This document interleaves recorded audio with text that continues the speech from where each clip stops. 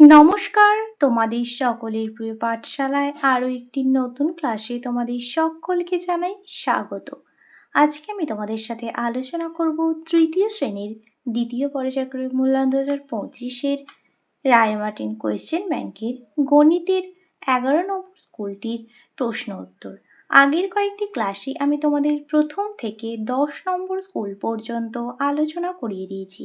এখনো পর্যন্ত যারা সেই ক্লাসগুলি করনি তারা অবশ্যই গিয়ে আগে সেই ক্লাসগুলি করে নিও।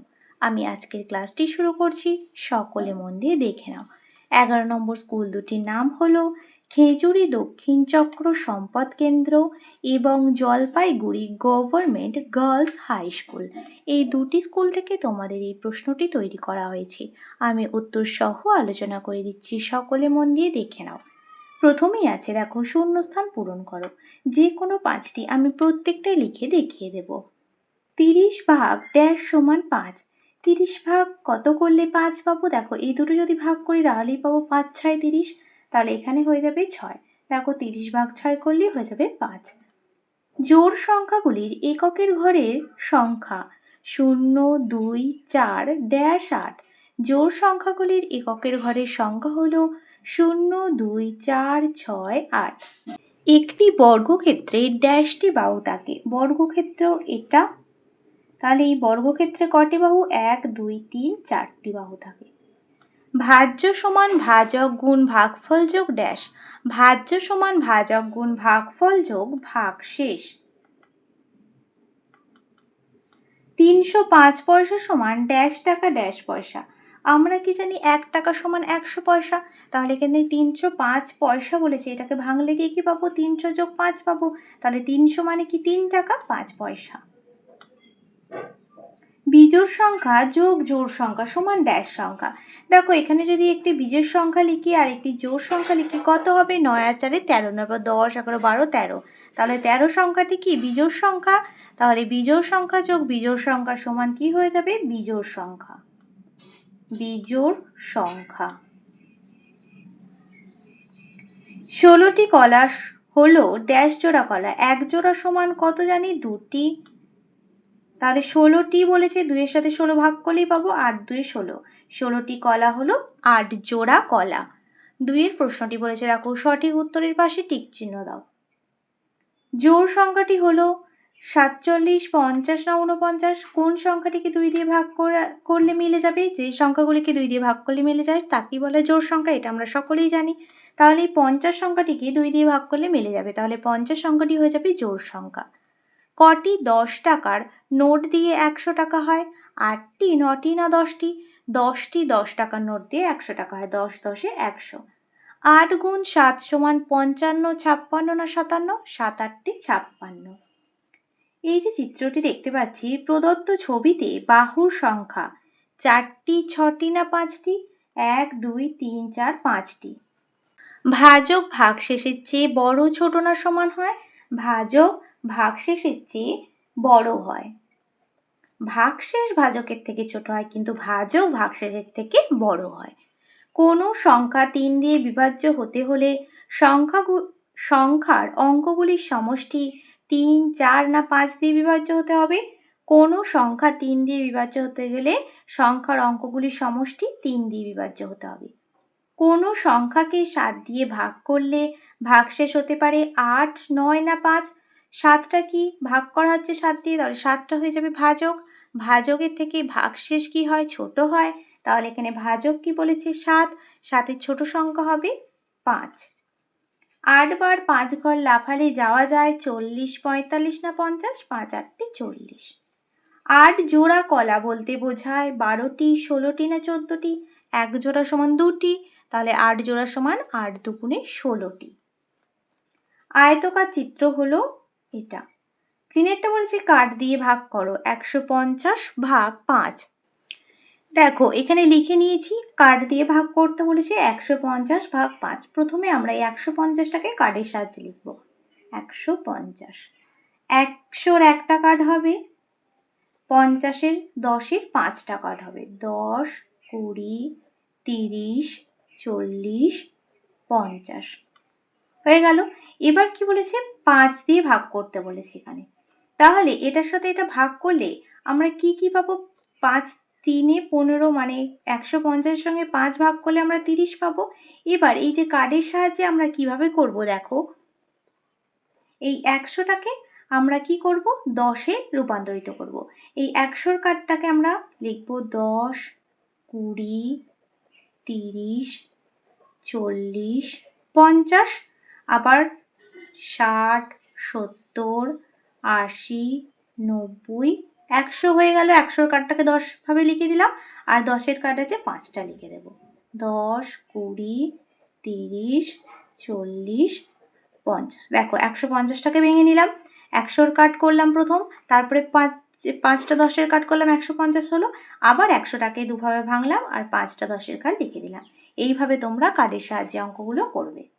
আবার তোমরা এই যে এই কার্ডগুলো 10-এর কার্ডটাকে এই যে 5 ভাবে ভাগ করতে পারো। যেমন এই যে 30, তার মানে এক একটি ভাগে 30 করে থাকবে।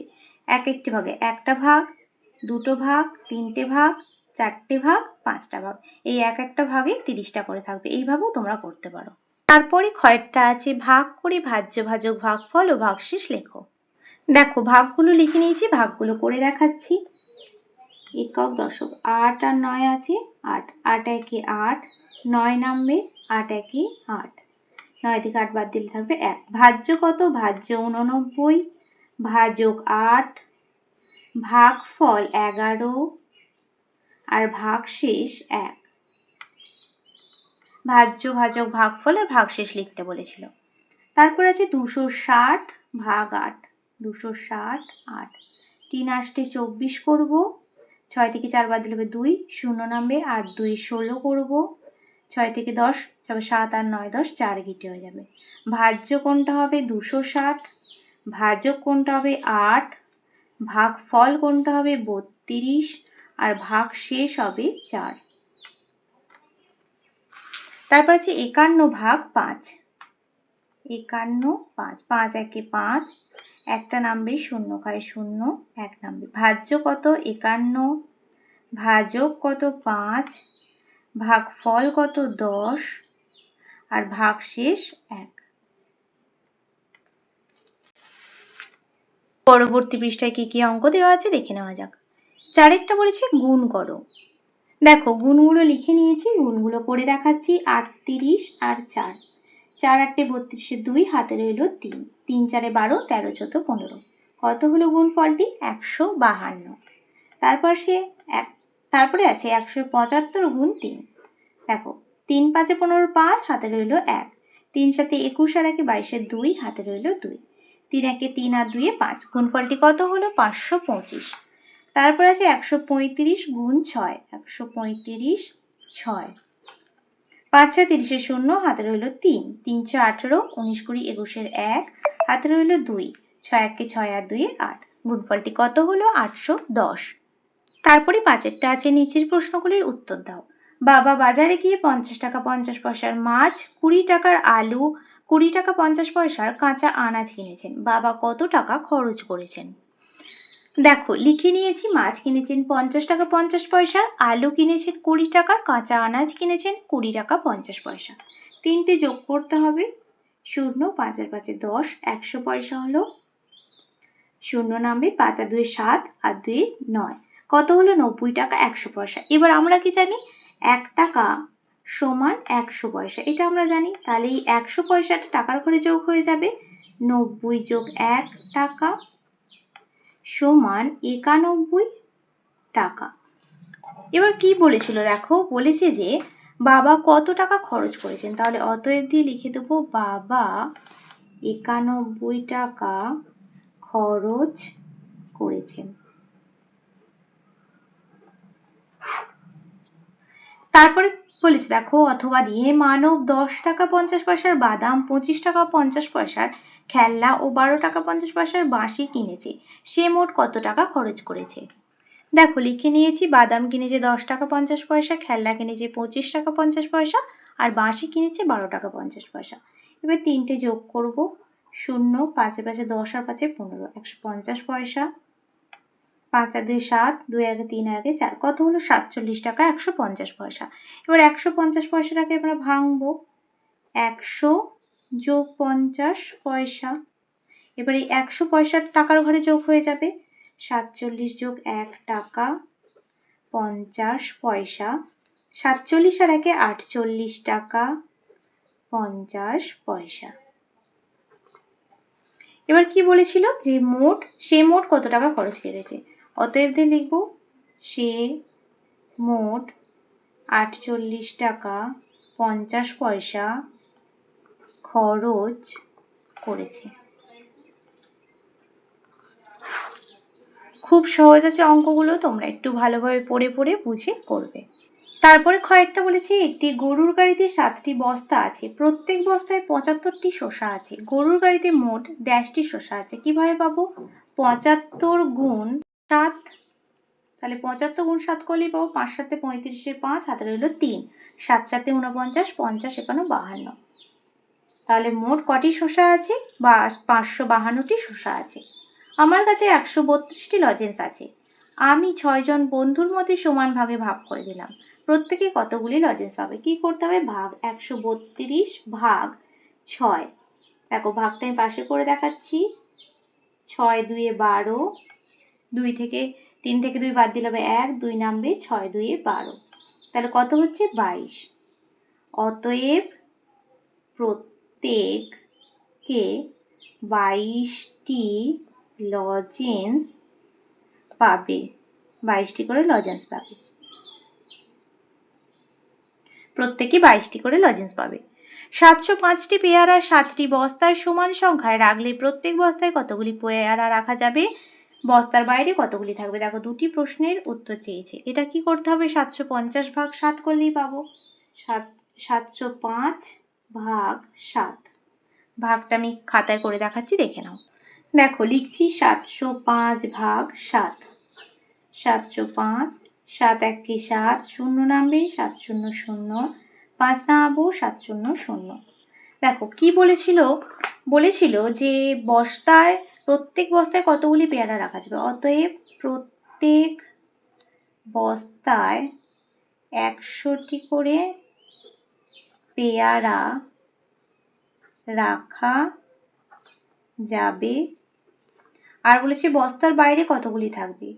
বস্তার বাইরে 5টি থাকবে। তারপরে 6টা আছে একটি আয়তকার চিত্র অঙ্কন করো। আমি এখানেই ছোট করে এঁকে দিচ্ছি, দেখে নাও। আমি হাতে করে এঁকে দিচ্ছি, তোমরা স্কেল ব্যবহার করবে। একটি ত্রিভুজ অঙ্কন করো। এখানে তোমরা নাম দিয়ে দিতে পারো ABCD, এখানে ABC। সাথেটা বলেছে 100 টাকার নোটটিকে খুচরো করো। 100 টাকার নোটটিকে কিভাবে খুচরো করা যাবে? 100 টাকার নোটকে অনেকভাবেই খুচরো করা যাবে। 50 টাকা, 20 টাকা, 70 টাকা, 10 টাকা, 80 টাকা আর 20 টাকা। 100 টাকা এইভাবেও করা যাবে। আবার দেখো 10 10 10 10, 4 10 40, 50 50 এইভাবেও করা যাবে। আবার আরেকভাবে করা যাবে 50 আর 20, 70 আর লিখবে এখানে 20, 90, 5 আর 5 এইভাবেও করা যাবে। তাহলে আজ আমি তোমাদের তৃতীয় শ্রেণীর গণিতের 11 নম্বর স্কুলটিও কমপ্লিট করে দিলাম। আজকের ক্লাসটি তাহলে আমি এখানে শেষ করছি। খুব তাড়াতাড়ি আরও একটি নতুন ক্লাস নিয়ে হাজির হব তোমাদের সামনে। যদি তোমাদের আজকের ক্লাসটি ভালো লেগে থাকে তাহলে অবশ্যই লাইক করে দিও এবং বন্ধুদের সাথে শেয়ার করতে কিন্তু একদমই ভুলো না। আর যারা এখনও পর্যন্ত আমার চ্যানেলটিকে সাবস্ক্রাইব করনি তারা অবশ্যই সাবস্ক্রাইব করে পাশে থাকা বেল আইকনটি প্রেস করে অল নোটিফিকেশন অন করে দিও, যাতে সকল ভিডিও আপলোড করার সাথে সাথে তোমাদের কাছে তার নোটিফিকেশন পৌঁছে যায়। সকলে সুস্থ থাকবে, স্বাভাবিক থাকবে। সকলকে অসংখ্য ধন্যবাদ জানাই।